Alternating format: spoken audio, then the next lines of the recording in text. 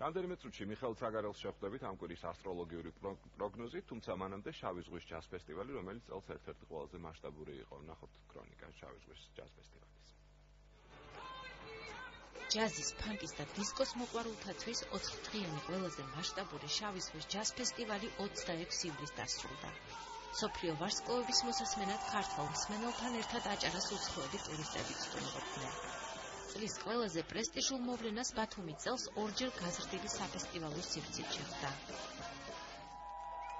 ნამდვილად საამაყოა, რომ შავი ზღვის ჯაზ ფესტივალი უკვე ევროპის ერთ-ერთი ყველაზე მნიშვნელოვანი და წამყვანი ფესტივალად აღიარეს და მნიშვნელოვანია ფესტივალის არსებობა, რადგან ფესტივალი გარდა ხარისხიანი მუსიკისა ასევე დიდ პოპულარიზაციას უწევს საქართველოს აჭარის რეგიონს. Lexi Jazz Festival 2015-ზე პირველი თანამედროვე ურბანული მუსიკის წამყვანი შემსრულებელი ჯორჯ კლინტონი აღიარებული ჰიტებითა და ახალი კომპოზიციებით წარსდგა. ახევარ ევროპას ეხა დღევანდელი დღის შურს ფესტივალებს, იმიტომ რომ ტოპ ჯგუფია დედამიწაზე. ჯორჯ კლინტონი რო ყოფილიყო, არც ერსვინე ფაი არ იქნებოდა და ჯემი როკვაიზე ლაპარაკიც არ იქნებოდა, არც პრინსი.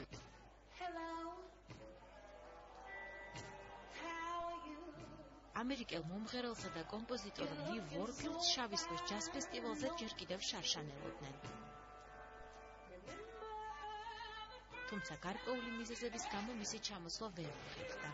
სოულის საუკეთესო შემსრულებელი 34 წლის ვარსკვლავი ახალი ალბომით შავი ზღვისპირეთ წელს ესტუმრა.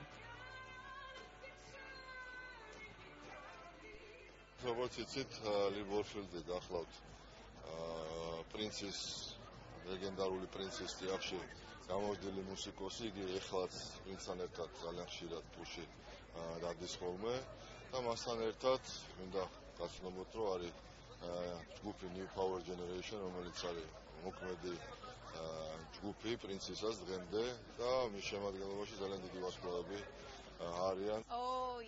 ეს იქნება უდიდესი ენერგია, ყოველდღიური მხიარულება, გარანტიას გაძლევთ, რომ შესანიშნავ დროს გაატარებთ ჯაზ ფესტივალის ყველა სტუმარი.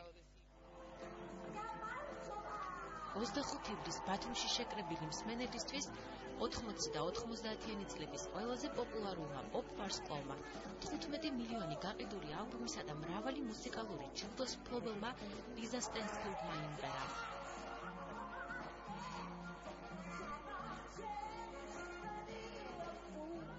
ძალიან ბევრი ადამიანი ჩამოვიდა ბათუმში ფესტივალზე. ძალიან ბევრი როგორც ფესტივალის მასშტაბით, ისე ბევრი უცხოელი სტუმარი ყავდა. როგორც ვამბობთ სულ, რომ მიზანი არის სწორედ ეს, რომ ბათუმი და აჭარა ამ ფესტივალის საშუალებით გახდეს ერთ-ერთი მთავარი ტურისტული მიმართულება საქართველოში. ფესტივალი გუშინ 16 გრემის ნომინანტმა მომღერალმა, მსახიობმა და შოუმენმა სნუპ დოგმა დახურა.